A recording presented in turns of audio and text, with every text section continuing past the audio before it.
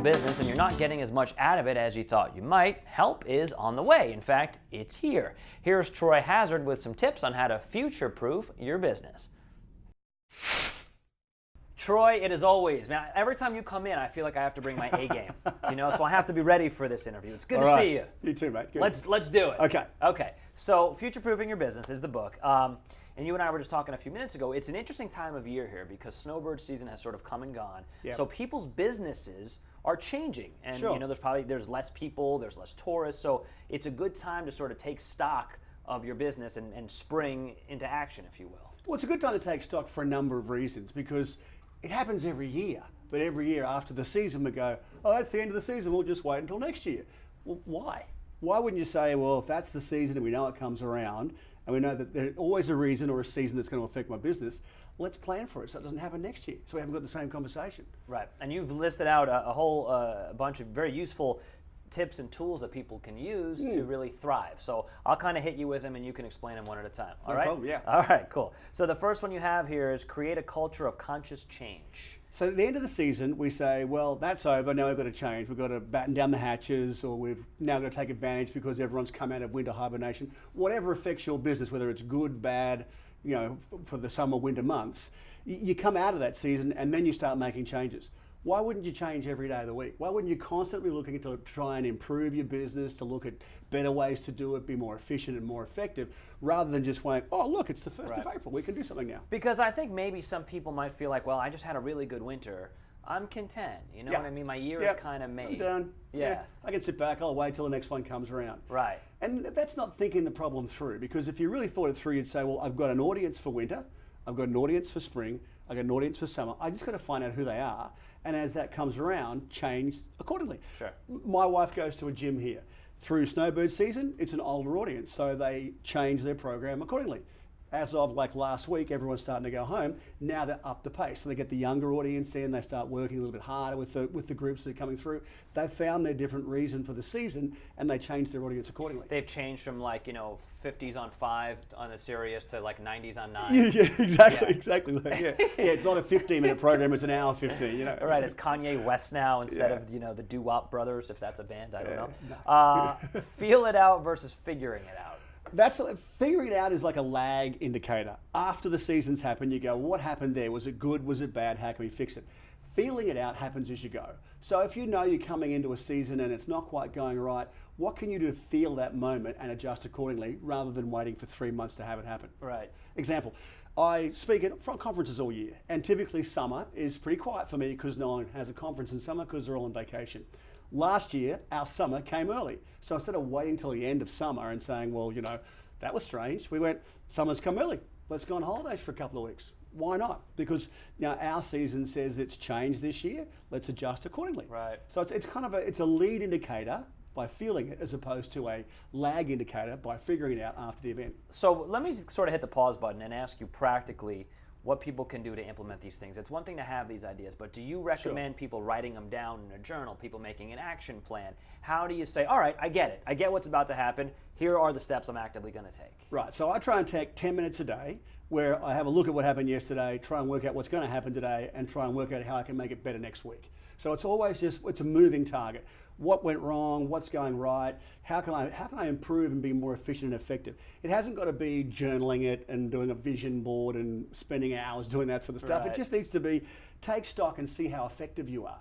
And the more you take stock, the more effective you'll be.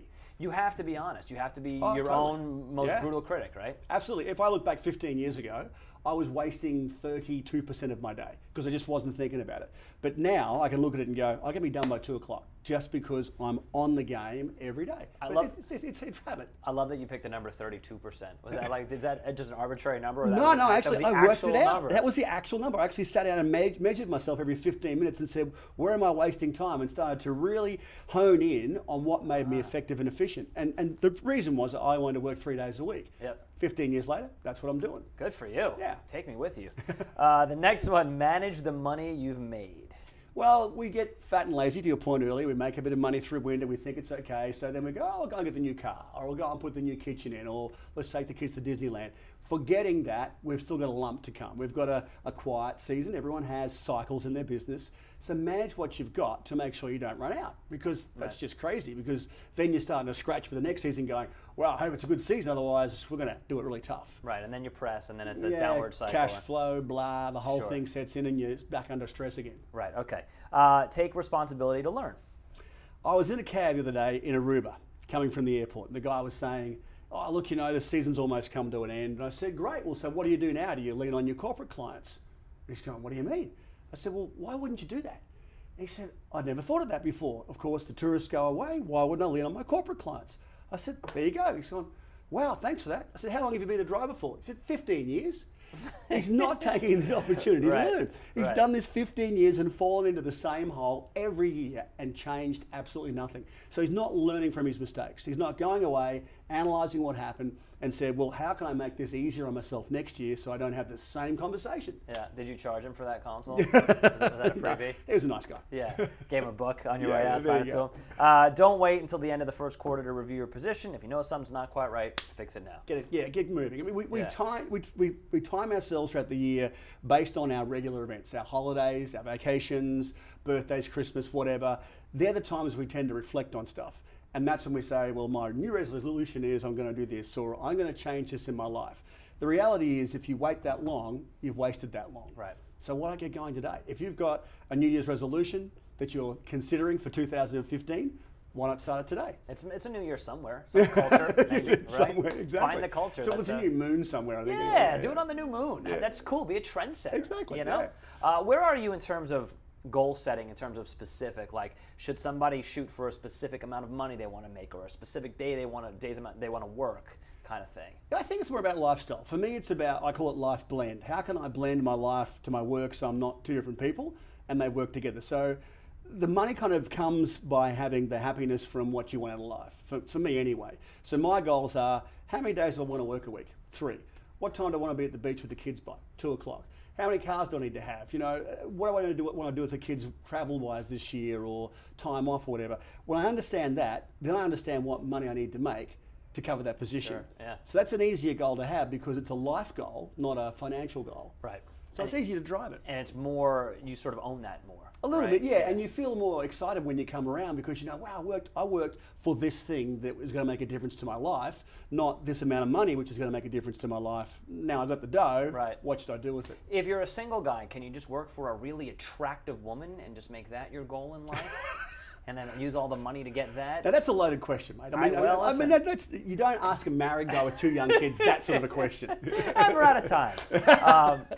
If people want to read the book, how do they do it? Amazon.com. You can pick it up from there, order it through my website, or just send us an email on the site and we'll send you to where you can get it. And your website is? TroyHazard.com. Pretty simple. Pretty simple stuff. You're great, dude. Come back again soon, all right? I will, mate. No worries. All right, thanks, Troy. Thanks, bud.